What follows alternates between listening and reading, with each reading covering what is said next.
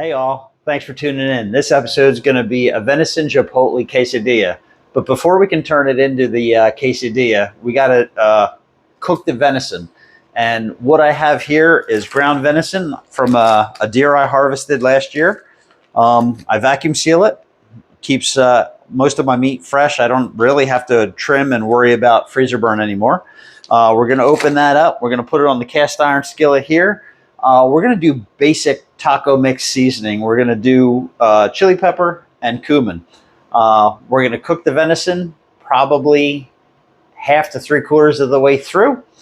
Pull it off, let it cool, and then we're going to turn it into the quesadillas. By that, we're going to add it to that mix. Once it's cool, we're going to chop up some garlic. We're going to chop up pepper, a shallot. I have a can of Chipotle and adobo seasoning, which is pretty good. We'll chop this up and mix it into the mix as well. Excuse me. I have red kidney beans. That's what I have in my pantry today. So, but if you wanted to add another color or flavor of your choice, by all means. This is just a general guideline of how I make the quesadillas. You get to see the process and make it go. The last thing that binds everything together, I love using sharp aged cheddar cheese. To me, that gives a different bit of tang to it, pulls everything together, and it makes it just nice and creamy and gooey once you cut it up and actually get to eat it.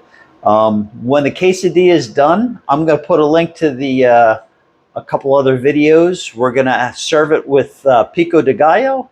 And we're also going to serve it with homemade guacamole and, of course, sour cream.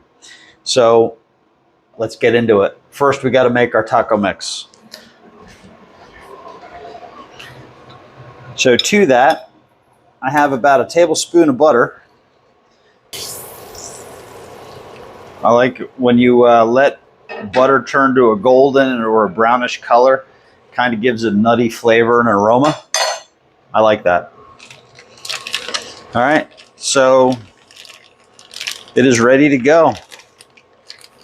So I'm going to take my mix.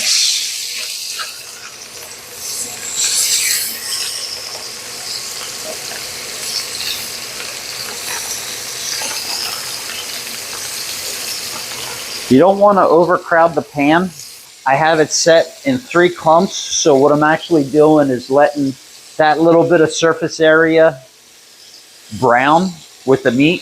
If you kind of spread it out, what happens, you cool the temperature of the pan down, and you're actually going to be steaming the meat instead of searing it. I can see it starting to cook on the outside.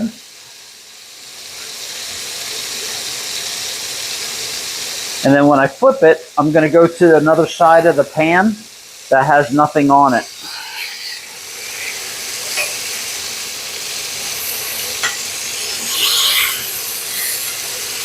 And if it sticks, it's okay. Just flip it over.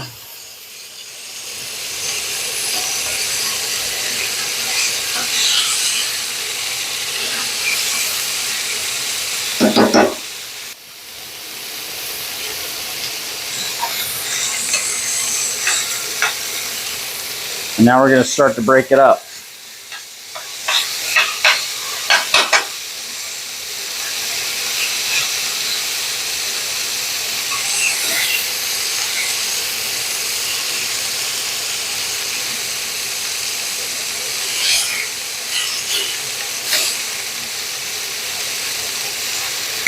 All right.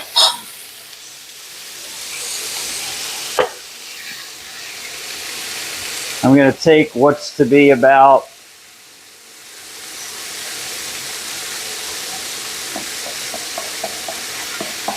a tablespoon. Dump it on the meat.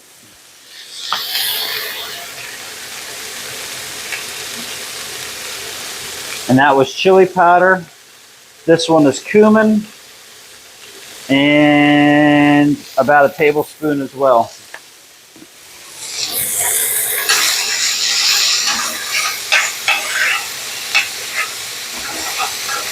Starting to smell like taco day today. Too bad it's not Tuesday.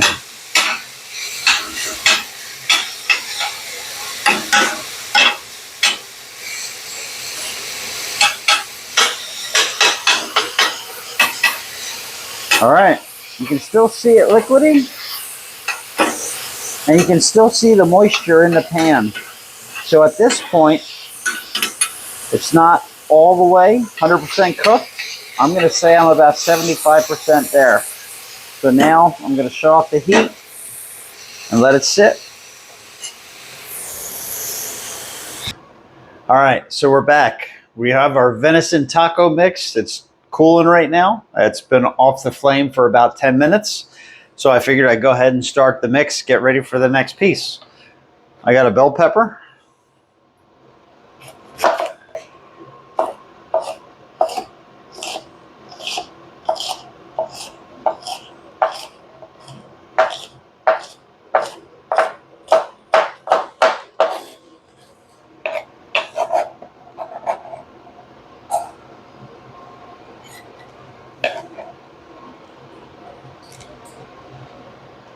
Garlic. All right. I'll squish it one more time.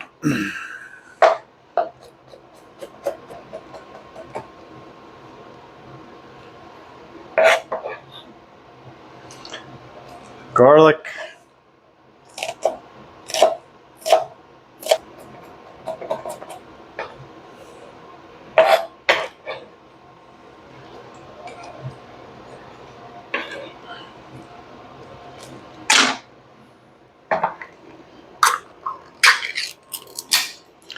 There's a lot of liquid in there. I'm going to drain the liquid.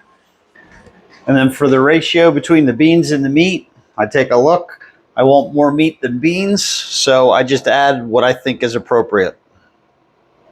I probably used just about half a can. Now the chipotle, you can get your own dry chipotle and rehydrate it and go from there. But I like using the can, and what I'll do with this, I'll put it in a Tupperware container of some variety. Now see, this has a stem. I'm going to take that off, and it's basically a whole pepper and adobo sauce. So I'm just going to slice this up.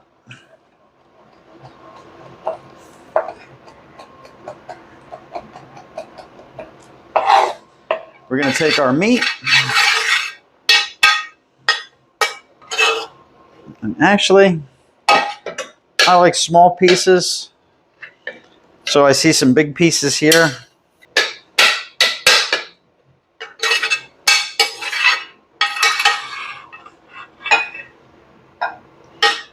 Would help if you get it into the bowl. I like 80-20, 80% mix, 20% cheese. Again, it's all approximate. I don't weigh it. I just kind of look at it, look at the mix, and see if it's where I like it.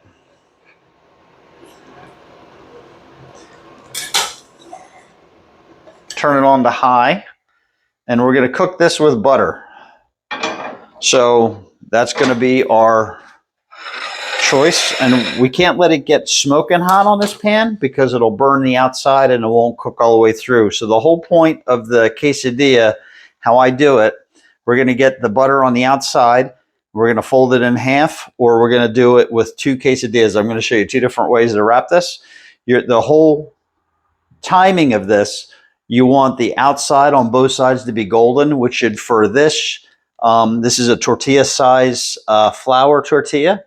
You can do it with the cornmeal tortilla, the really corn flavored ones, but they don't crisp up and they don't look as pretty. They're very flavorful and a good look, but if you're looking for presentation, the regular flour tortillas are a better finished product. They taste good too, but it's just a different animal. So basically, with the heat, you want the pan hot enough so it gets the butter to start to turn brown. And then you're gonna cook it probably about a minute, a little over a minute, minute and a half on each side. So it should take about 3 minutes total to cook. Pan has already had a few minutes to get hot. So for the folded version, I'll set it down here. You're going to want half of the quesadilla. You want it inside the edges. And then bring the other end in and fold it in and press it down. It's all right if it falls out a little bit. So the second way we do it, they give you the same portions, but it's just a different look. So if I was to do this for one person and serve it individually, I might take this and cut it into 4, and that would be a plate. If you're going to do something along the line of like a bigger party and have a platter full of these, I would do it this way with 2 tortillas per quesadilla. So I want it to be about 3/8 of an inch thick. About the thickness of the beans you're putting in is how thick you want it to be. So I press it down. All these pieces can go back in the bowl. Now I have room temperature butter. I take this, just a little bit, just to skim coat it. Same thing with this one. This is going to be the top. So now I will take, I don't know, that's maybe half a teaspoon, and it should sizzle. You see the little bit of smoke? I'm going to turn the heat down. It's okay. Don't panic. It's bubbling. Now, pick the whole tortilla up, put it on, and I spin it so it doesn't stick. And what I'm going to do, I'm going to check it. That's actually a good low to medium heat. The pan was already hot. I moved it, and you let it sit. And it's going to do the rest of the work for you. The only next hard part that you're going to have is actually just trying to keep it together when you flip it. But it's all one motion with your wrist. I'm going to actually turn that down. If you're not sure what it's doing, you can slide your spatula in and actually look under. And that actually was a little hot. So that's golden brown where it wants to be now. So I flip it up. I pinch both. I can take the heat, but you got to be careful. I pinch both sides, come over, and flip it over. If you lose some, just push it back in. No big deal. Center the 2 tortillas on themselves. Now press this side down.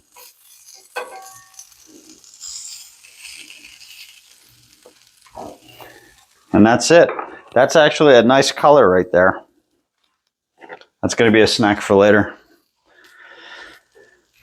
So if you have pieces that come out, no big deal. You overstuffed it. And I haven't made a quesadilla in probably a couple months, so I'm a little out of practice on my flipping technique.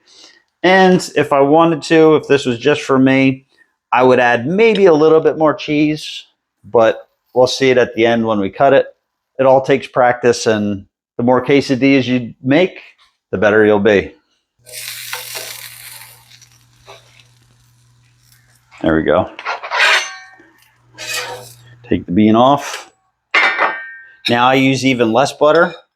That is just the skim coat. You can see the skim coat, and I won't even use it. It's just enough to give a little bit of oil for that pan, for that quesadilla to sit on. So, with that being said,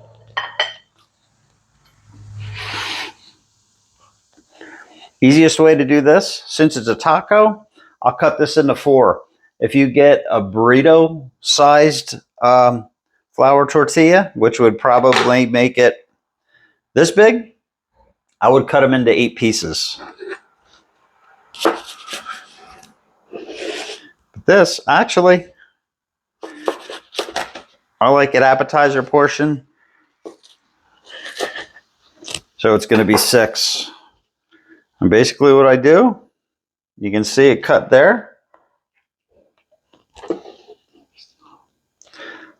I'll lay them on the plate like that.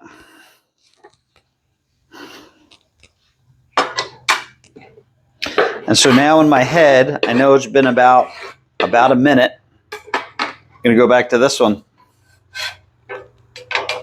And since this side is sealed, I'm gonna flip it over that one. Now you can see that's a lighter color, but it all does the same thing. So I let that pan get a little too hot on this one. Before I go ahead and make the rest of them, it's QC time.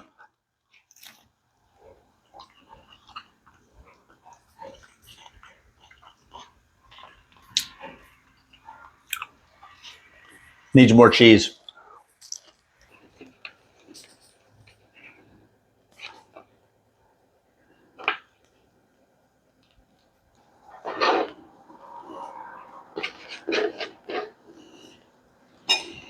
And I'm feeling about a minute or so has passed.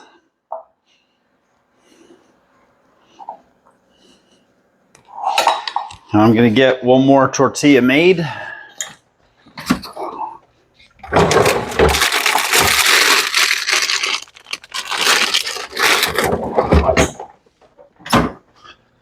Going to turn it into a double so you can see the addition of the extra cheese.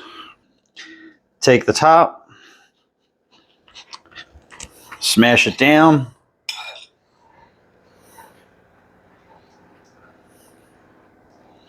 Slight coat on the top. Take this, the extra piece, I'll flip it over for you. There you go. Same thing. Just where the tortilla is going to be at this point is where you want to put the butter. Spin it so it doesn't stick. Let it sit.